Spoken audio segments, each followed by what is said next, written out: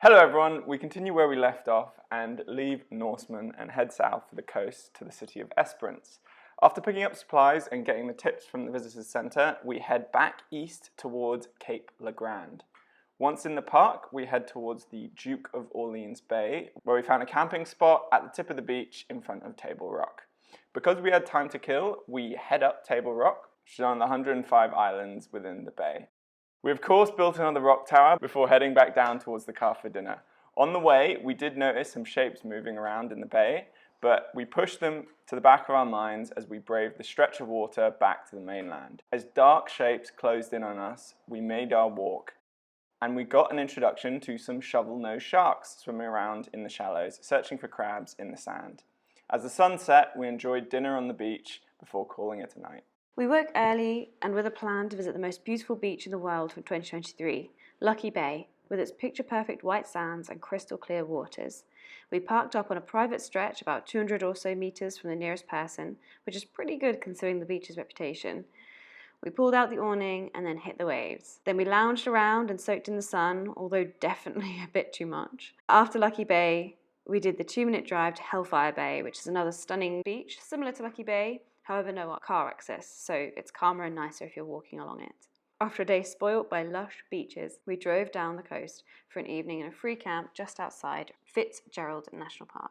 After an amazing day, we both woke up to our worst nightmare, a flat battery. We'd left the isolator off, so the fridge had drained our starter battery dead throughout the night. We plugged in the solar in an attempt to top us up, but eventually opted to asking one of our fellow backpackers, who kindly gave us a jump start. Once up and running, we decided to head straight to Albany to get the battery looked at. After starting to smell sulfur from the battery degassing, we quickly diagnosed the problem was coming from our secondary battery not holding any charge. So after buying ourselves a new secondary battery, we pulled off a tired whistle-stop tour of Albany before booking ourselves into a paid camp just in case we had problems the following morning.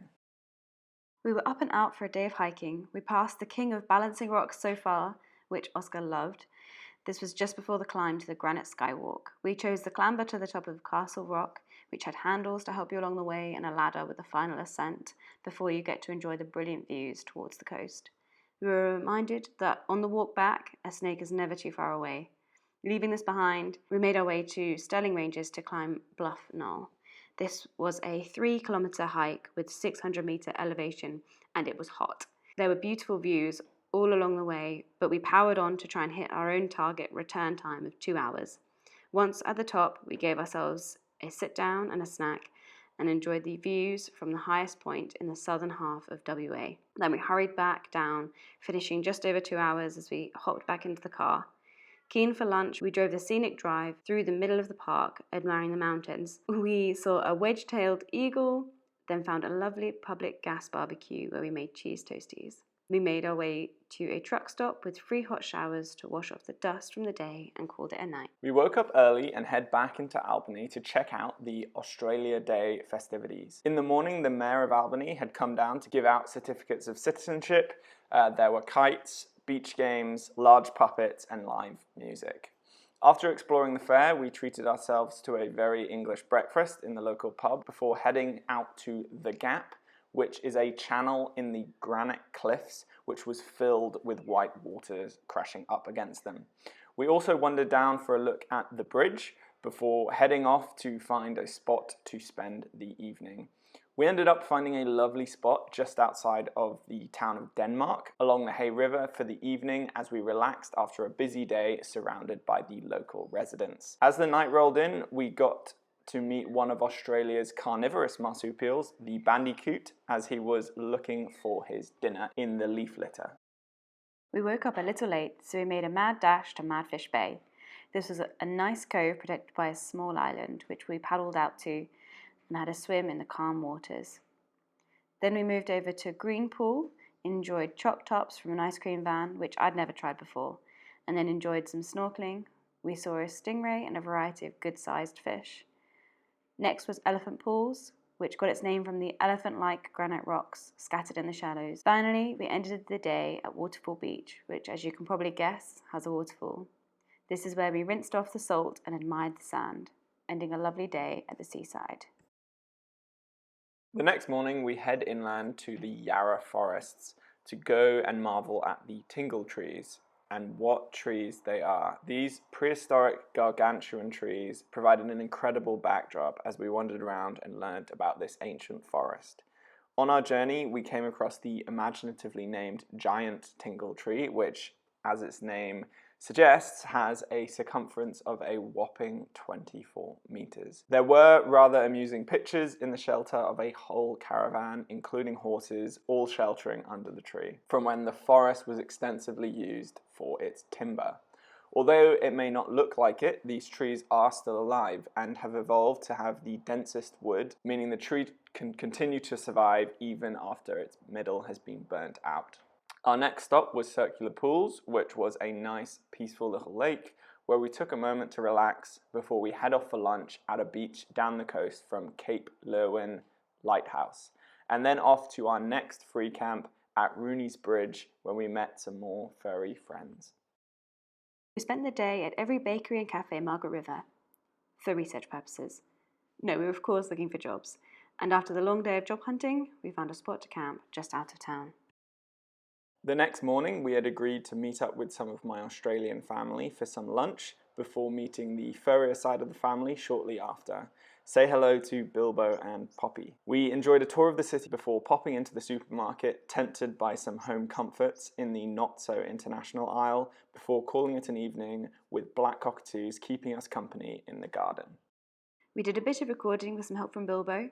Then we headed into Bustleton to hand out CVs and got trial shifts. Yay! We found a cool playground, then enjoyed an evening on the beach with Oscar's family, swimming and making sand castles.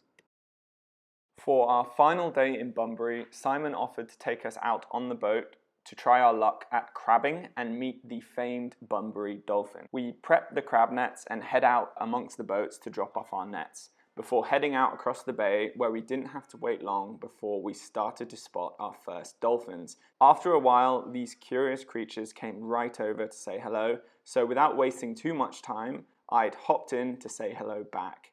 With Holly following shortly after, something that really couldn't come across on camera is the incredible whistling and clicking you hear all around you underwater as they chat to one another. With big smiles on our faces as we head back, we pulled up the crab nets to see what we'd caught. All in all, we'd managed to pull up around a dozen blue swimmer crabs, but with only one to size, we ended up throwing them all back and opted for muffins instead. That afternoon, we said goodbye to Bunbury and set off inland through kangaroo-infested forest, where we called it a night. We headed into Bustleton for my trial shift in the morning, which was successful. So after this, we decided to explore the town as tourists, heading out along the Bustleton Pier, which is the longest in the Southern Hemisphere at 1.84 kilometres. It also has the longest electric train track over a body of water, which is a bit too specific of a record if I'm honest. We opted for walking and passed yachts racing in the bay and swimmers training for the Bustleton Pier Swim, which was taking place in a few weekends' time. We eventually made it to the end, which brought us that much closer to home. It was time to head back. We found another free camp and called it a night with a movie and ramen. The next morning, we set off into the town of Dunsborough, where we walked the beach, and as we had time to kill before meeting more family in the afternoon, we set off down the coast to Canal Rocks, another set of granite rocks which had been sculpted into channels to form these canal-like waterways. We also continued to wander down the coast to the aquarium to take in the views of the west coast, before heading back into Yallingup to meet the family. That evening, we enjoyed the views from Wildwood with black cockatoos and kangaroos hopping around in the paddock as we sipped our wine, taking it all in. Which is one of the 105 research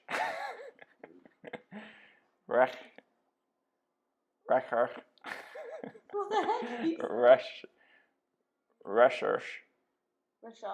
Research, which is one of the 105 research islands. which is one of the 105 islands that make up the archipelago of the Research archipelago. Which is Research. Yeah, Research.